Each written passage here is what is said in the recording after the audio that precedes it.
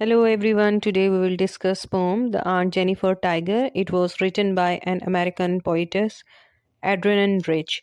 First of all, I will give you little bit biography of the writer. She was an American and she was assist and she is the political activities critic and the teacher as well.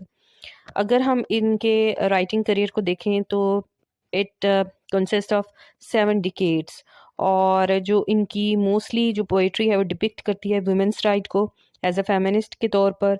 इसके अलावा उन्होंने जो LGBT rights हैं, lesbian rights वगैरह के बारे में उसको बहुत ज़्यादा प्रमोट किया।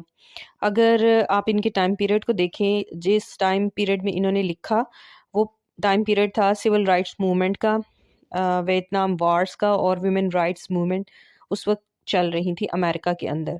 This pome was publish in 1951 और एक कलेक्शन थी पोम्स की जिसका नाम था a change of the world, इसमें इंक्लूडेड थी।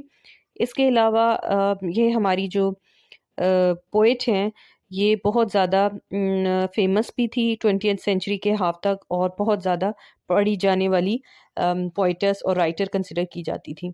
अगर हम इस पोम के स्ट्रक्चर को देखें तो फ्री वर्ड्स जैसा कि मॉडर्न राइटर्स का एक हॉलमार्क था, इसी तरह 3 क्वार्टेन स्टाइल में लिखा था और each stanza consist of 4 lines. और टोन ऑफ पोम की अगर बात करें तो इट्स अ लिरिकल पोम जिसे लिरिकल स्टाइल में, इमोशनल स्टाइल में लिखा गया है और एक तरह से मैसेज और ऑप्टिमिस्टिक व्यू दे रही है वुमेन को, एक message to do something great for the creative work.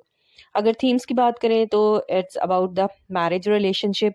Aunt Jennifer's tiger is basically the poem जिसके अंदर जो आंट जेनिफर हैं वो अपने क्रिएटिव वर्क, अपने आर्ट वर्क के थ्रू इस पेट्रियार्कल सोसाइटी से एस्केप चाह रही हैं। एक ऐसी सोसाइटी जो कि मेल डोमिनेट सोसाइटी है जहाँ पे मैरिज के अंदर जो रोल हैं, जेंडर रोल्स हैं, वो डिफाइन करती है सोसाइटी। इस सोसाइटी में जो वुमेन हैं उनके जो राइट्स हैं उनको सप्रेस्ड किया जाता है।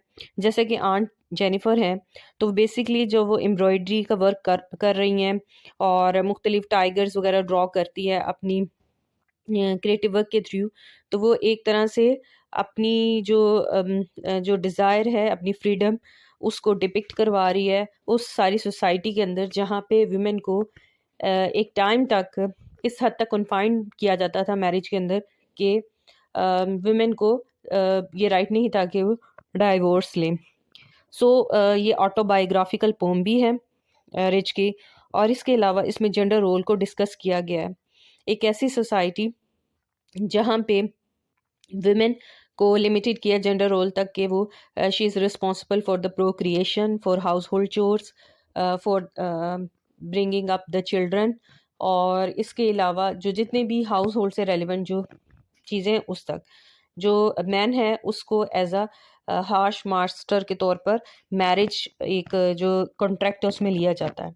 इसके अलावा इसमें मेल गेज को डिस्कस किया गया कि जिस तरीके से आंट जेनिफर को उनका हस्बैंड देखता था तो उससे उनकी जो हाथ की जो फिंगर्स हैं वो कपाती थी। वो बेसिकली रिप्रेजेंट करते उसके फेयरफुल अनॉक्शियस बिहेवियर को कि किस किस तरह से विमेन को सिर्फ फिजिकली तौर पे नहीं, मेंटली तौर पे भी टॉर्चर किया जाता था और उसे सप्रेस्ड किया जाता था। सो आप कह सकते हैं कि ऐसा क्रिएटिव वर्क जो कि immortal nature offer creative thoughts और एक ऐसा ऐसा वे था जिसमें आंट जेनिफर इंडल्ज होकर उस सारे मैरिज जैसे जो एक पूरा स्ट्रक्चर है उससे एस्केप चाह रही थी। अगर हम इनके सिंबल्स को देखें तो इसमें एक सिंबल इस्तेमाल हुआ है रिंग का। रिंग हमेशा याद रखें मैरिज रिलेशनशिप के अंदर पावर डायनेमिक्स को रिप्रेजेंट करती है, जिसमें ट्रेडिशनल हेट्रोसेक्सुअल रिलेशनशिप के अंदर एक मेल डोमिनेंट होता है और दूसरा ओप्रेसिव वुमेन होती है जिसे ओप्रेशन या सप्रेशन का सामना करना पड़ता है। इसी तरह टाइगर्स जो है एक ऐसे क्रिएचर को रिप्रेजेंट कर रहा है जिसको आप कह सकते हैं जिसको कोई मौत नहीं आ सकती और वो हमेशा अब हमेशा कायम रहेगा।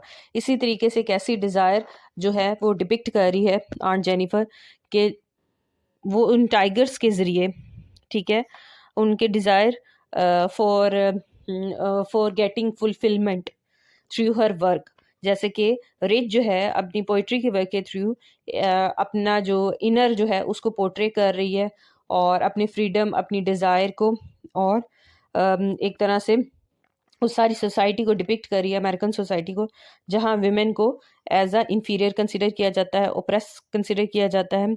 और जिस तरह जो आंट जेनिफर है वो अपनी आइडेंटिटी को रीस्ट्रक्चर करती है, इसी तरह रिच जो है अपनी पोइट्री के ज़रिए जो है अपना जो नाम है, अपनी आइडेंटिटी है, वो डिफ़ाइन करने की कोशिश करती है।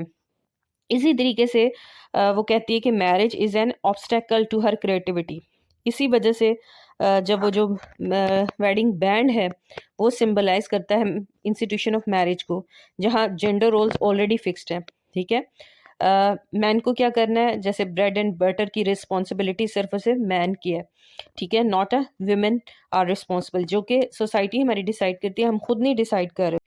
यहाँ पे हम वेडिंग बैंड को as a symbol of institution of marriage और gender roles of power dynamics से रेलिवेंट हम रिप्रेजेंट करेंगे, जहाँ पे मेल जो है वो उस सारे पावर डायनेमिक्स पेट्रियार्कल सोसाइटी के अंदर एक आर्ची टैप है, और एक ऐसा सिंबल है जो कि पावर को, डोमिनेंस को रिप्रेजेंट करता है, और वुमेन जो है उसके सप्रेशन को, उसके इंफीरियर जो है रोल को रिप्रेजेंट करता है। इसी तरह ट्री एक ऐसा सिंबल है जो कि ग्रीन वर्ल्ड और नेचुरल स्पीशीज लाइक टाइगर को रिप्रेजेंट करता है, जहाँ पे वो एग्जिस्ट करते हैं, टाइगर्स लाइक दैट।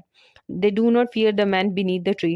बेसिकली यहाँ पे अगर आप इसको अंडरस्टैंड करें अलूजन के तौर पर, it is a biblical reference. और जहाँ पे जब एडम और ईव थे, उन्होंने हायर पावर को चैलेंज किया था, गॉड की पावर को, और एप्पल को ईट किया था, तो उसको भी रिप्रेजेंट कर रहा है। It is a biblical reference that is associated with the free will and deviation from the gods rule. ठीक है, इसी तरीके से beneath the tree represent the power hierarchy like the women subservient of the husband, जो man है in the traditional marriage के अंदर। अगर आप इस पूरी पोम का एनालिसिस करें तो आप देख सकते हैं किस तरह रिच ने इस पोम के थ्रू अपनी जो इनर है ऑटोबायोग्राफिकल एलिमेंट्स उसको डिपिक्ट किया, कि किस तरीके से जैसे कि रिच कहती है कि poems are like the dreams in them you put what you don't know and you know. ये ऐसा वे है जिस क्रिएटिव वर्क जिसके थ्रू आप जो है अपने फ्रीडम को, अपनी डिज़ायर को, अपने इमोशंस को, अपने क्रिएटिव वर्क को बाहर ला सकते हैं। इसके साथ साथ उस टाइम के अंदर जो अमेरिकन सोसाइटी की सिचुएशन थी उसको रिप्रेजेंट करने की कोशिश की है, और वुमेन के जो राइट्स हैं, जैसे डाइवोर्स राइट, उसके सप्रेशन और उसके रोल को, उसने जेंडर रोल को डिस्कस किया। Thank you very much.